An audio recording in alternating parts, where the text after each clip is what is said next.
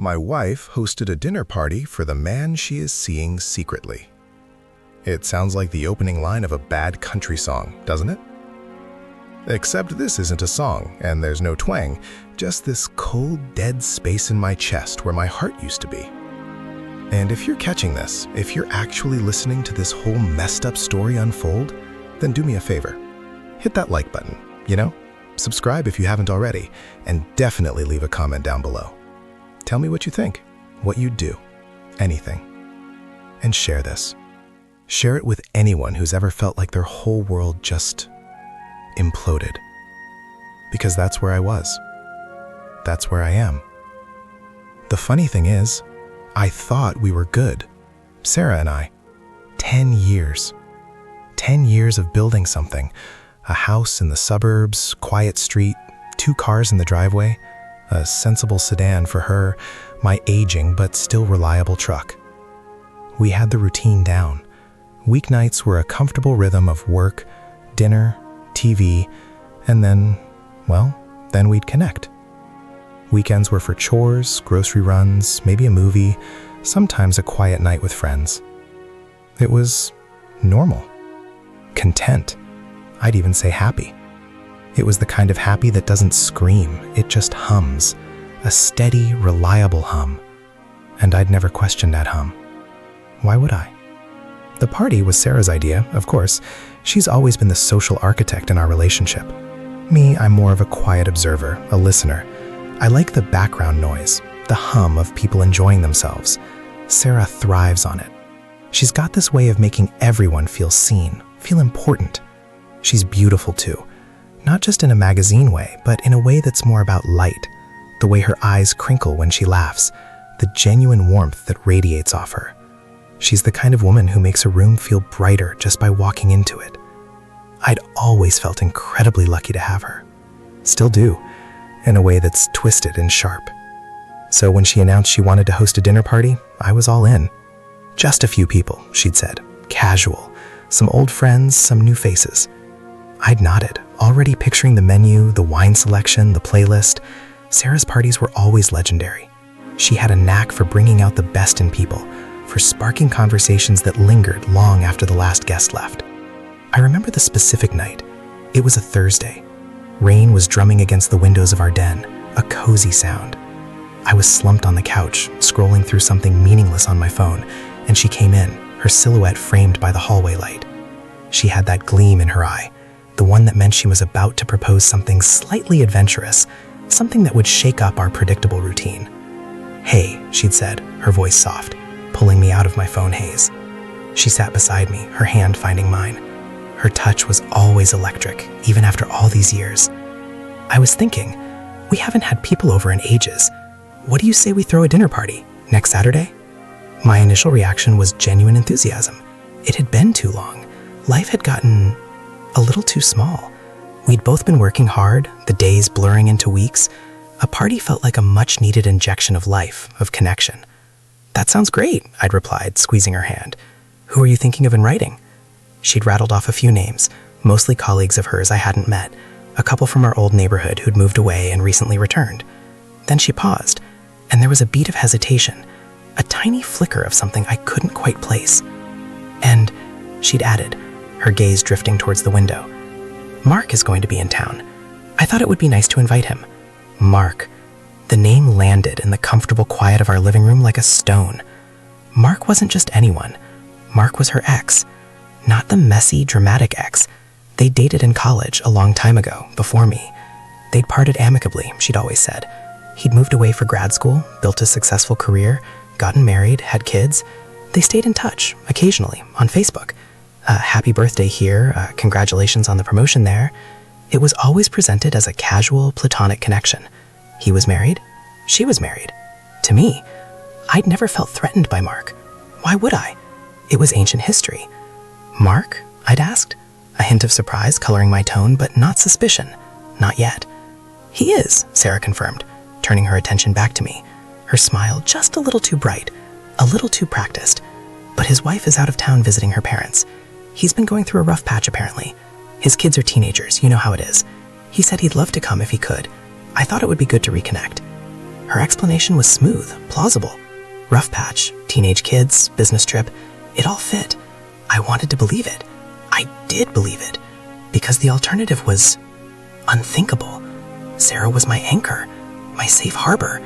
The idea of her straying, of her betraying the quiet, steady hum of our life together was so alien it didn't even register as a possibility. It was like suspecting the sun of setting in the east. "Sure," I said, shrugging. "If you want to. I haven't met him, have I?" "No," she'd said, a little too quickly. "You'll like him. He's a good guy." The week leading up to the party was a blur of preparations. Sarah was in her element, buzzing with energy. She bought new linens, fussed over the centerpiece, planned a menu that was a little more ambitious than our usual weeknight fare. Seared scallops, a roasted whack of lamb. I helped where I could, setting the table, chilling the wine, making sure the sound system was working. There was a subtle shift in her energy, though, a heightened state of anticipation. She was more animated than usual, her laughter a little louder, her gestures more expansive. I attributed it to the excitement of hosting, of having people over again. It was a good thing. The night of the party, our house was transformed. Fairy lights twinkled on the patio, the aroma of garlic and rosemary filled the air, and the sound of a curated indie playlist drifted from the speakers. Guests began to arrive, a steady stream of familiar faces and new ones. Sarah greeted them all with her signature warmth, her radiant smile never faltering. She was a vision in a simple, elegant navy dress, her hair styled perfectly. She looked incandescent. I circulated, making introductions, ensuring everyone had a drink. I was comfortable in my role, the quiet host, the steady presence. Mark arrived a little later than the others, slipping in almost unnoticed. Sarah's eyes lit up when she saw him. It was a look I recognized, the welcoming gaze of a hostess greeting a guest of honor. But there was something else in it too, a spark, a warmth that felt personal. He was taller than I expected, with kind eyes and a confident, easy demeanor. He was exactly what Sarah had described, a good guy. He shook my hand with a firm grip, his smile genuine. "You must be the legendary Dave," he said, his voice soft and friendly. "Sarah's told me so much about you." I chuckled. "All good, I hope." "The best," he assured me, his eyes meeting mine. There was no animosity, no tension, just polite curiosity. He and Sarah fell into easy conversation, their voices weaving into the general hum of the party. I found myself watching them sometimes, a fleeting observation. They had a rapport, a comfortable familiarity that suggested a shared history. But again, I chalked it up to their college friendship. They were old friends reconnecting. It was natural. As the evening wore on and the wine flowed, the conversations deepened. Laughter echoed through the rooms. Sarah was magnetic, effortlessly gliding between groups, making everyone feel included. I watched her, this woman I loved, this woman who was my life, and felt a swell of pride.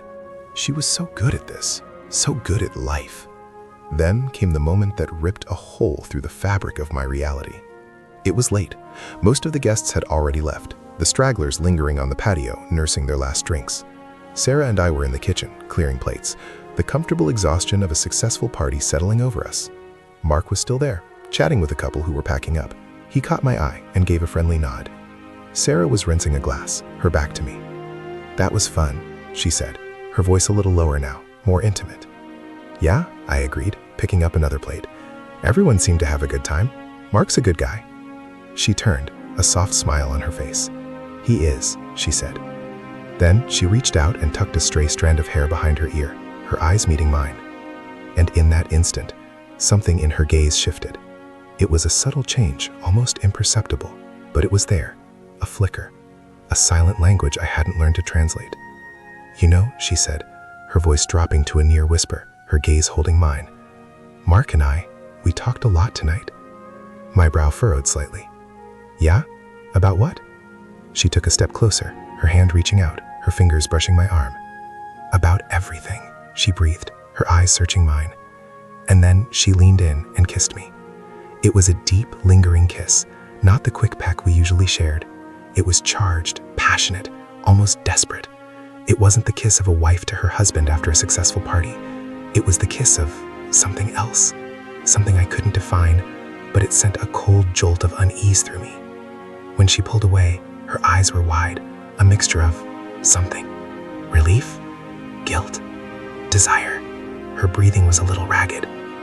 "What was that?" I asked, my voice a little strained, the initial warmth of the party evaporating like mist. She bit her lip, her gaze flicking away for a fraction of a second. I just wanted to remind you," she said, her voice trembling slightly, "how much I love you." But the words felt hollow. The kiss felt like a lie. My mind, which had been so comfortably in neutral all night, suddenly went into overdrive. The flicker in her eyes, the unusual animation, the way she talked about Mark, it all coalesced into a horrible, dawning realization. And then, from the living room, I heard Mark's voice, clear and distinct, calling her name. "Sarah, you guys need any help cleaning up?" Sarah's head snapped towards the sound. Her eyes met mine again, and in them, I saw a flash of pure panic, a fear that was too raw, too exposed. It wasn't the fear of a wife caught in a moment of spontaneous affection with her husband. It was the fear of a woman caught. She didn't answer Mark. Instead, she turned back to me, her hands gripping my arms, her knuckles white. Her eyes were wide, pleading. "Dave," she whispered, her voice raw with an emotion I couldn't decipher. I need to tell you something." And that's where it begins, doesn't it? Right there. The moment the hum stopped and the silence became deafening. The moment the world I thought I knew tilted on its axis, and I realized I was standing on the edge of an abyss. I didn't know it then, not fully, not the extent of the devastation, but I felt it, a deep, sickening lurch in my gut that told me everything I'd believed, everything I'd held sacred, was about to shatter.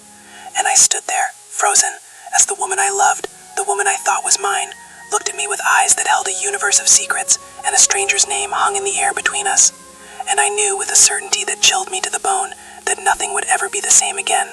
The party was over, but the real horror was just beginning, and I had no idea what was coming next. She didn't tell me then, not the full truth, not the gut-wrenching, life-altering reality that would have made that moment, in hindsight, almost merciful. Instead, she pulled away, her hands dropping from my arms as if burned. She smoothed down her dress, her movements jerky, unnatural. The panicked flicker in her eyes was replaced by a practiced, almost brittle calm. "We're fine," she called out to Mark, her voice a little too bright, a little too loud. "You go on, don't worry about us." He disappeared back into the living room, and the sound of the front door opening and closing a moment later echoed through the house. Silence descended again, heavier this time, thicker with unspoken things. I stood there, my mind reeling, trying to piece together the fragments of what had just happened. That kiss, it wasn't just a kiss, it was a confession wrapped in a lie, a desperate, clumsy attempt to cover something up with something else. "Sarah," I began, my voice rough, unused. "What was that? That wasn't just you loving me." She wouldn't meet my eyes. She turned back to the sink, busying herself with scrubbing a phantom spot on a plate. Her shoulders were rigid, her back a wall. I was overwhelmed," she said, her voice muffled. "It was a good party. And Mark, it brought back a lot of memories. College, simpler times. College, simpler times." The words felt like a slap. He was here, at our house, and she was talking about memories. What kind of memories?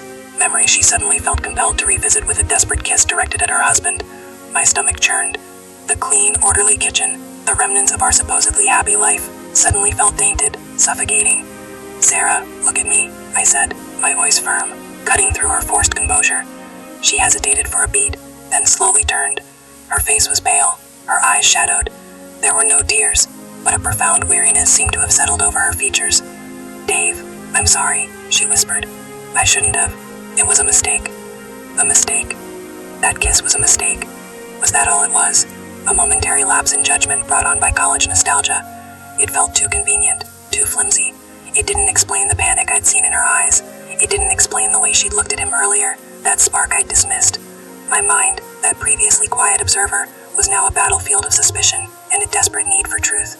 "A mistake," I repeated, the words tasting like ash. "You kissed me like that, Sarah. That wasn't just a mistake. What's going on?" She wrung her hands, her gaze darting around the room as if searching for an escape route. "Nothing is going on, Dave. I got caught up in the moment. It was stupid. I'm tired. We're both tired. Let's just clean this up and go to bed." She was deflecting, expertly. She was trying to smooth over the cracks, to pretend the earth hadn't just split open beneath my feet. But I couldn't let her. I couldn't go to bed and pretend that kiss, and the palpable fear that followed it, hadn't happened. "No," I said, my voice unwavering. "We're not going to bed. We're going to talk. What did you and Mark talk about tonight?" "Really talk about?" She flinched at his name. It was a small, involuntary movement, but I saw it. "We talked about old times, about how life has changed. He's going through a lot with his family, like I said."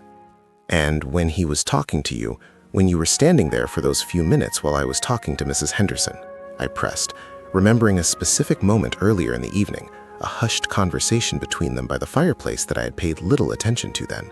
What was that about? Her face tightened. Just catching up. He was telling me about his kids. He seemed pretty upset, I observed, my voice dangerously calm. He was touching your arm, Sarah. He looked concerned. More than just concerned, really. It looked intimate. She finally looked at me, and this time there was a flicker of defiance, quickly masked by a well-practiced hurt. Dave, you're imagining things. He's an old friend. He was confiding in me, that's all. But the knot in my stomach tightened. It felt like she was weaving a web, each word a carefully placed thread designed to ensnare me in a reality that wasn't true. An old friend who you then felt the need to passionately kiss your husband to cover up whatever it was you were talking about? I asked, my voice rising slightly. The controlled calm was starting to fray.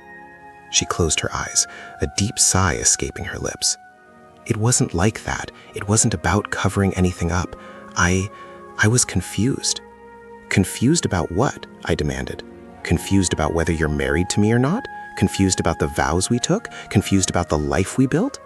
The words tumbled out, a torrent of frustration and fear. I felt a primal urge to shake her, to force the truth out of her. She opened her eyes, and they were swimming with unshed tears. Dave, please, just let it go. It was a moment of weakness. I felt bad for him, and then it just happened. It means nothing. Means nothing. That kiss meant nothing. The woman I had built my life with, the woman whose touch used to send tremors through me, was telling me that a kiss filled with a desperation I'd never witnessed before meant nothing. The betrayal wasn't just in the act itself, but in the dismissal, the casual disregard for the sanctity of our bond. Nothing? I echoed, my voice hollow. Sarah, that was more than nothing. That was a seismic shift. And you're telling me it means nothing? After all these years? After everything we've been through? My voice cracked on the last few words. The cinematic clarity I'd felt earlier was dissolving into a haze of pain and disbelief. She took a step towards me, her hands reaching out again, but I flinched away. Dave, don't. I'm trying to fix this. I'm trying to tell you. Tell me what? I practically shouted, the controlled facade finally crumbling. Tell me you're in love with him? Tell me you've been seeing him for months? Tell me you invited him to our house, to our party, for a reason other than to reconnect as old friends? The questions were a desperate barrage, each one fueled by a growing dread. Her breath hitched, her eyes widened, not with panic this time, but with a deep, profound sorrow. And in that sorrow, I saw it, the confirmation, the undeniable, soul-crushing truth. She wasn't just confused. She wasn't just having a moment of weakness. This was something deeper, something that had been growing in the shadows while I was blissfully unaware, humming along to the tune of our ordinary life. She lowered her gaze, her shoulders slumping in defeat. The brittle calm shattered completely, revealing the raw, exposed nerve beneath. Dave, she whispered, her voice barely audible, laced with an agony that mirrored my own. It's not just about tonight. The air left my lungs in a rush. It was a physical blow. It wasn't just a kiss. It wasn't just a flirtation. It was something that had been happening, unfolding, for an unknown period of time. My mind raced, trying to rewind the past few weeks, months, searching for clues, for any sign that I had missed. The late nights at work, the weekend trips she'd taken for conferences, the subtle changes in her behavior that I had dismissed as stress or fatigue. What do you mean, not just about tonight? I asked, my voice a strained whisper. My entire body felt numb, heavy. I braced myself, knowing that whatever she was about to say, it would be worse than anything I had already imagined. She looked up at me then, her eyes raw and pleading, filled with a guilt so profound it was almost palpable. He's been there for me, Dave. When I felt like I was drowning, when I felt invisible, he saw me, really saw me. Invisible, drowning. The words hit me like a physical blow. Was that how she felt? In our marriage? In our life? The comfortable hum I cherished now sounded like a drone, a monotonous background noise that had masked her silent suffering. Invisible, I repeated, the word a bitter taste in my mouth. Sarah, I love you. I've always loved you. How could you feel invisible? The accusation wasn't just about her betrayal. It was about my failure to see her, to hear her, to truly understand her. She shook her head, tears finally spilling down her cheeks, tracing paths through her makeup. It's not your fault. Not entirely. It's complicated. We drifted. Life got in the way. And then Mark was just there. And he listened. And he understood. Understood what? Understood the affair. Understood the lies. My rage began to simmer beneath the surface of my shock. Understood that you were married. I spat out. Understood that you had a life, a husband, a home. Did he understand that too? She recoiled as if I'd struck her. Don't talk like that, Dave. It wasn't planned. It just happened. It just happened, I repeated, the phrase ringing with a hollow irony.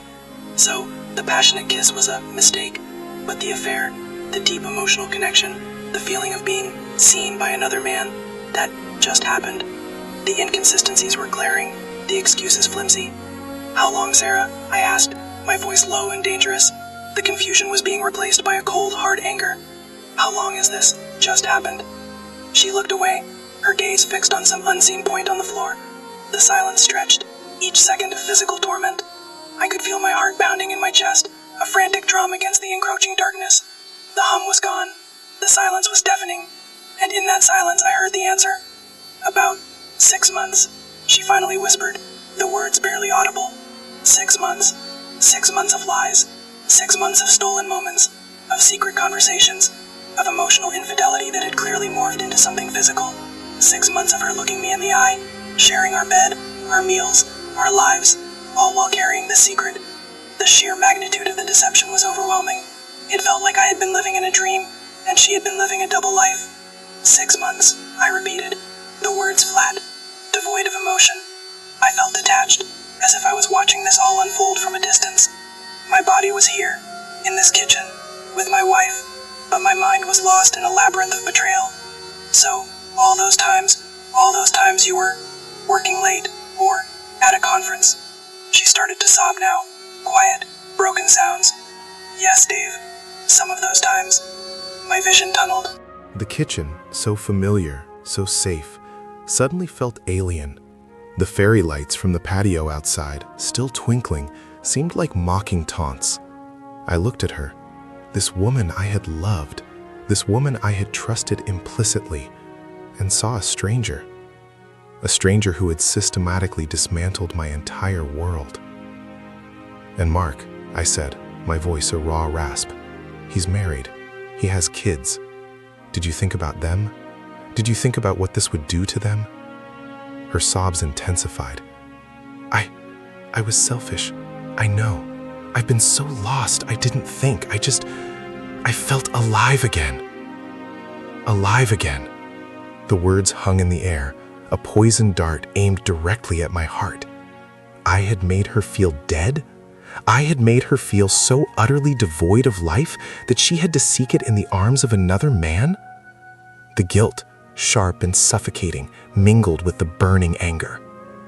So this party, I said, my voice dangerously low, the remnants of my control holding on by a thread. Was this your way of introducing us? Of making it official? Inviting your lover to our home, to our life? The thought was so monstrous, so perverse that I could barely articulate it. She choked back a sob. No, God, no, Dave, that's not... I didn't plan for any of this to happen. I wanted to see him, and I wanted you to meet him. I thought maybe... She trailed off, unable to finish the sentence. Maybe what, Sarah? I pressed, my voice rising again. Maybe you thought you could have both? Maybe you thought you could keep playing house with me while you were living your real life with him? The suggestion was vile, but the possibility, however remote, clawed at my mind. She looked up, her eyes wide with a fresh wave of horror, as if she hadn't considered that interpretation. No, never! Dave, I love you. I love our life. I messed up horribly. Her tears were real. Her pain was real. But her words felt like a desperate attempt to salvage something from the wreckage. The raw emotion was undeniable. But was it remorse for her actions, or just regret for getting caught? The distinction felt crucial and utterly unknowable. You messed up, I repeated, the words laced with sarcasm. 6 months of lying, Sarah. 6 months of deception. That's not messing up. That's a conscious choice. A series of conscious choices. I ran a hand through my hair, my fingers trembling. I needed to get out of this kitchen, out of this house. The air was thick with her tears and my unspoken accusations. "What do you want me to do, Dave?" she finally asked, her voice a thin thread of desperation. "What can I do to fix this?" Fix this. Could it be fixed? Could the trust once shattered ever be rebuilt? Could the image of her kissing another man, of her being intimate with him for months, ever be erased from my mind? I looked at her, at the woman I had loved so fiercely, and felt an emptiness so profound it was terrifying. "I don't know, Sarah," I said, the words heavy with exhaustion and despair. "I honestly don't know." I turned away from her, walking towards the back door, needing the cold night air, needing space. The thought of sleeping in the same house, let alone the same bed, was repugnant. As I reached for the door handle, she called out my name, her voice cracking. "Dave, wait! Where are you going?" I stopped, my hand on the cool metal. I didn't turn around. "Somewhere I can breathe," I said, my voice flat. "Somewhere I can try to understand how the hell my life just imploded in my own living room." I opened the door and stepped out into the damp night. The rain had stopped, but the air was heavy with the scent of wet earth and decaying leaves. I walked without direction, the suburban streets a blur of silent houses, each one a testament to the normalcy I had so carelessly taken for granted. The comfortable hum was gone, replaced by a vast, echoing silence, punctuated by the frantic, ragged beat of my own broken heart. I didn't know where I was going, or what I was going to do. All I knew was that the woman I had loved, the woman I had built a life with, had just revealed a truth so devastating, so utterly world-shattering, that I was standing on the precipice of a complete and utter unknown. And the worst part was, I didn't even know if she truly loved me anymore, or if her confession was just another carefully crafted performance. The silence of the night offered no answers, only the chilling echo of her whispered words. About 6 months. And with that, the foundation of my entire existence had crumbled. The cold seeped into me, not just from the damp air, but from the hollow space that had opened up inside my chest. 6 months. The number echoed, a relentless metronome of betrayal. I walked for what felt like hours, the streetlights casting long, distorted shadows that mirrored the twisted reality I was now trapped in.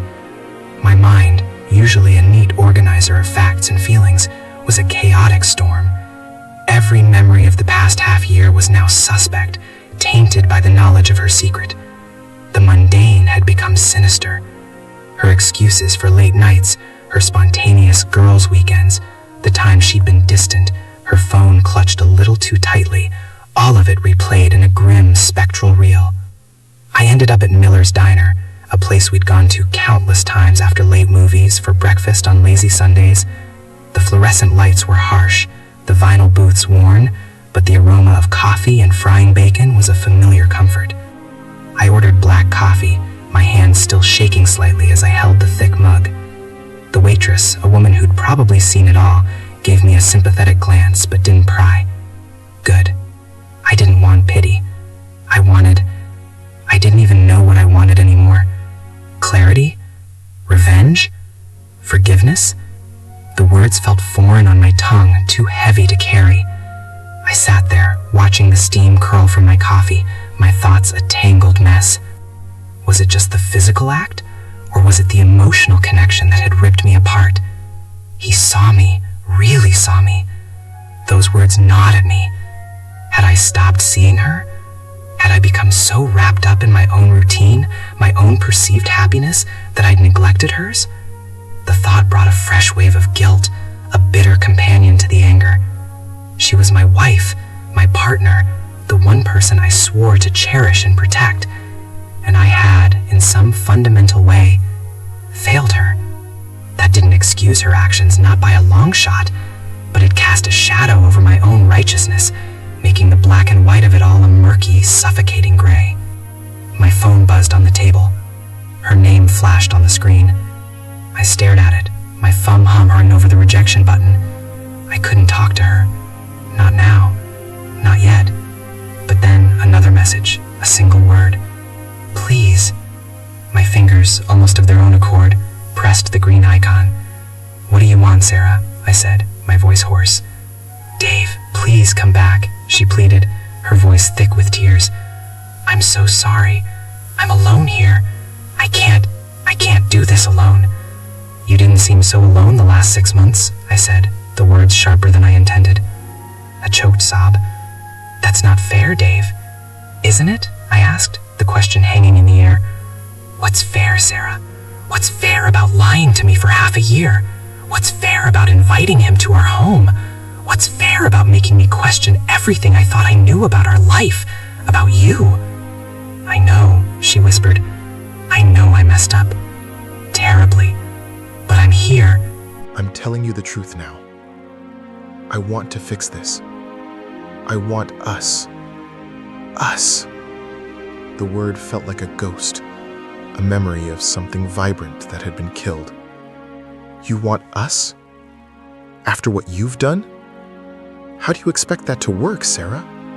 How do I ever trust you again? How do I ever look at you without seeing him? Without wondering if you're thinking about him? My voice was breaking, the carefully constructed calm dissolving. I don't know, she admitted, her voice barely audible. But I want to try. Please, Dave, just come home. We need to talk. Properly. Not like this. The thought of going back to that house, to that kitchen, was almost unbearable. But the thought of her, alone and broken, and the lingering guilt about my own role in her unhappiness, it was a twisted cocktail of emotions I couldn't escape. I paid my bill, the silence of the diner now a hollow ache. The drive back was a blur of headlights and a gnawing emptiness. When I pulled into the driveway, the house was dark, except for a single lamp in the living room, casting a weak glow. Sarah was sitting on the sofa, wrapped in a blanket, her face pale and drawn. She looked smaller, more vulnerable than I had ever seen her. As I walked in, she looked up, her eyes red-rimmed, but searching mine with a desperate intensity. Dave, she whispered, her voice raspy. I didn't respond, just stood there, in the doorway, the space between us a chasm. Sit down, she finally said, gesturing to the armchair opposite her. I did, the worn leather feeling alien beneath me. We sat in silence for a long time, the only sound the ticking of the grandfather clock in the hall. It was a familiar sound, a sound that had always represented the steady march of our shared life, but tonight it felt like a countdown to oblivion. You asked what I wanted, she began, her voice trembling. I want to understand how we got here. How I let us get here.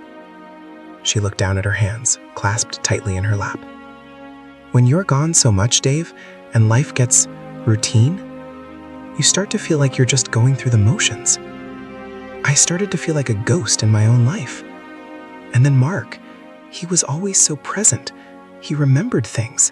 He asked questions. He made me feel seen. Like I mattered. I didn't make you feel like you mattered? I asked, the question raw with hurt. You did, Dave. You do. But it was different. It was comfortable, safe. And then Mark was there, and it was exciting. It was like a spark, and it grew. And I let it grow because I was so hungry for something I couldn't even name. She looked up at me, tears welling in her eyes again. And then it became more. It became the affair, and I hated myself for it. Every single day. But I was so afraid of losing you, afraid of losing everything, and afraid of what it meant about me. What did it mean about you, Sarah? I asked, my voice low. She hesitated, a deep breath shuddering through her.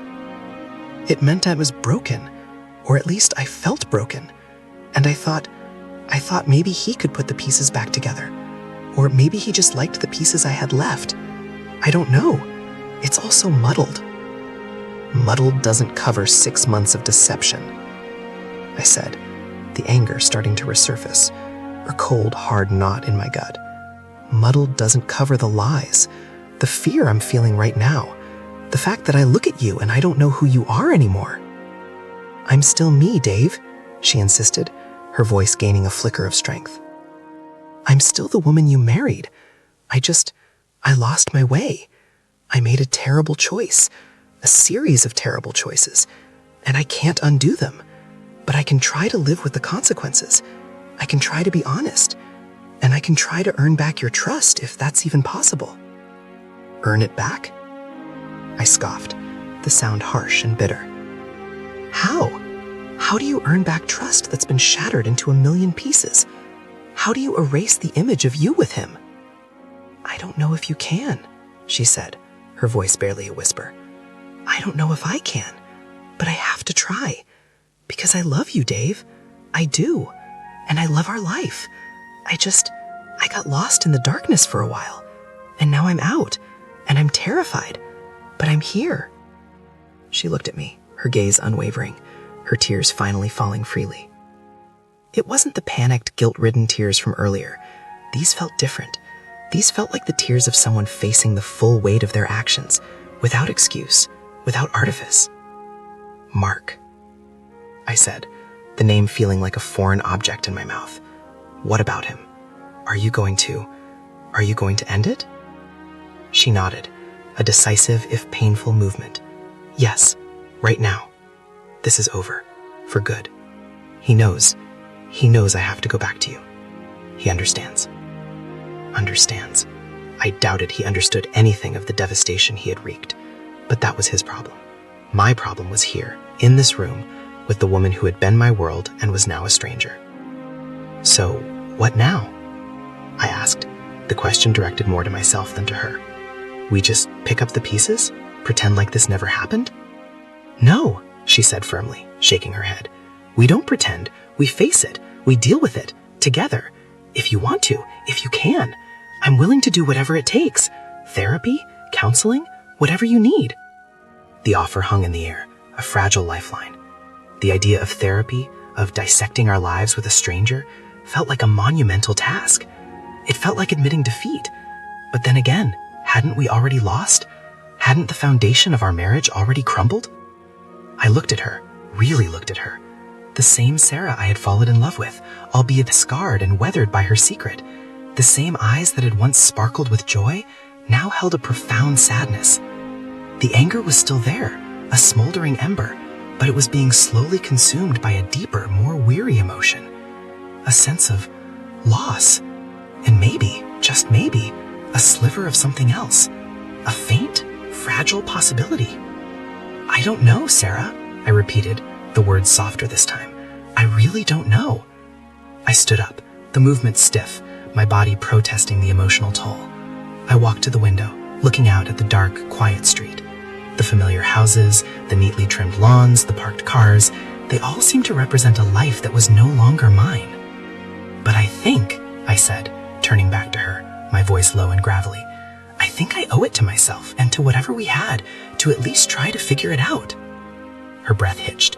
A single tear traced a path down her cheek, but this time it wasn't a tear of guilt or fear.